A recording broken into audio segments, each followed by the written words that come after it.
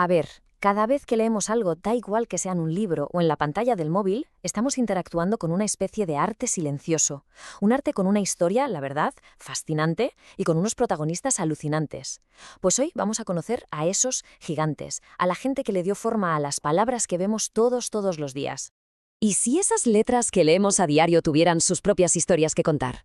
Porque, pensadlo bien, detrás de cada curva, de cada trazo, hay una decisión, una filosofía y muchas veces una vida entera de dedicación. Vamos, que las letras que usamos son el legado de auténticos genios creativos.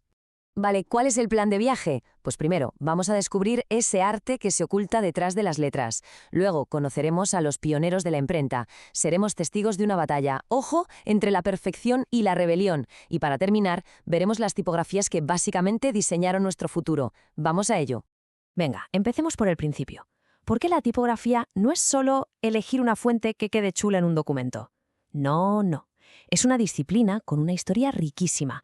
Y claro, como en cualquier arte, hay maestros, gente que marcó el camino a seguir. Y ojo, que las figuras de las que vamos a hablar no son solo nombres en libros de historia, ¿eh? Sus creaciones son la base de casi toda la comunicación visual que vemos hoy en día. Tienen una solidez que increíblemente perdura siglos después.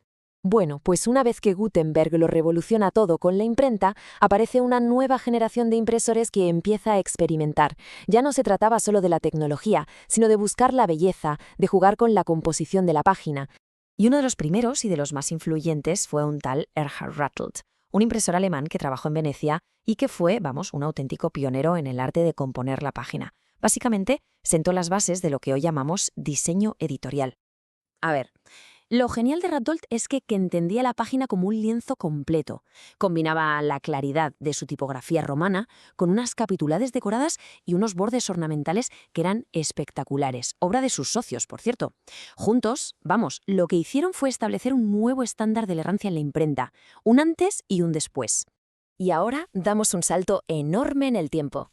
Nos plantamos en los siglos XVIII y XIX.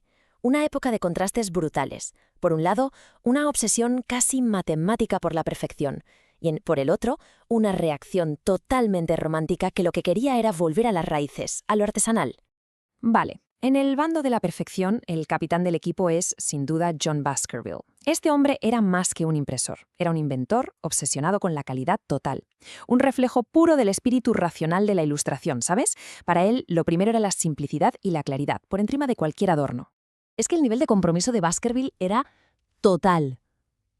No es broma, diseñó sus propias tipografías, creó su propia tinta, más negra, y hasta su propio papel, más liso.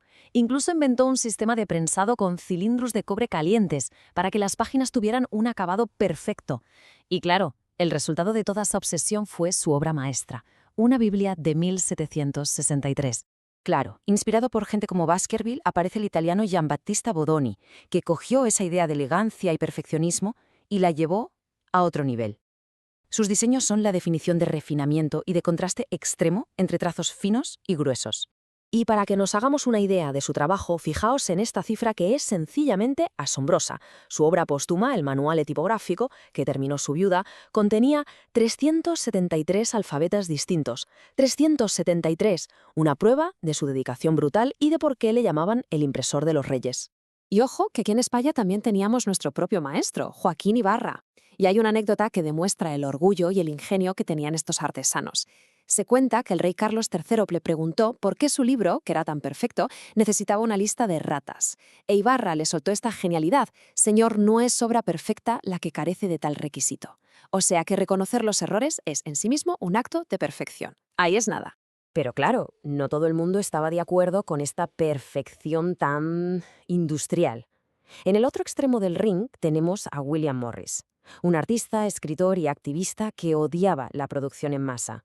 Lideró el movimiento Arts and Crafts, que básicamente defendía la vuelta a la artesanía medieval para luchar contra lo que él veía como la deshumanización de la era industrial.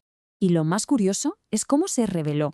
Para luchar contra su presente industrializado, Morris no miró hacia el futuro. No, miró 400 años al pasado. Se inspiró directamente en los primeros impresores, como nuestro amigo Erhard Ruthold. Recuperó toda esa densidad, esa ornamentación de los primerísimos libros impresos, los que se conocen como incunables. Venga, que llegamos al siglo XX, y con él otra nueva revolución. El modernismo lo cambia todo. trae una necesidad de funcionalidad, de limpieza, de racionalidad. Se acabaron las formas superornamentadas del pasado. Ahora lo que se lleva es la geometría y la simplicidad. Y en este nuevo siglo nos encontramos con una figura absolutamente increíble, Frederick Goody. Fue el diseñador de tipografías más prolífico de Estados Unidos, pero si su historia destaca por algo es sobre todo por su capacidad de perseverancia. Diseñó 124 tipografías. Pero lo más alucinante no es el número. Lo increíble es que lo consiguió a pesar de que 2 incendios, uno en 1908 y otro en el 39, arrasaron por completo su taller. Lo perdió todo, 2 veces, pero Gaudí nunca se rindió. Siempre resurgió de sus cenizas. Mientras Gaudí seguía más o menos con la tradición, en la Europa de entreguerras estaba surgiendo una corriente totalmente nueva. Y aquí aparece Paul Renner. Él, aunque no formó parte directamente de la Bauhaus, fue uno de los grandes defensores de la llamada nueva tipografía. Abogaba por la claridad, por la idea de que la forma sigue a la función. Era como una búsqueda de orden en un mundo que necesitaba reconstruirse. Y su creación más famosa, que seguro que nos suena a todos, es Futura.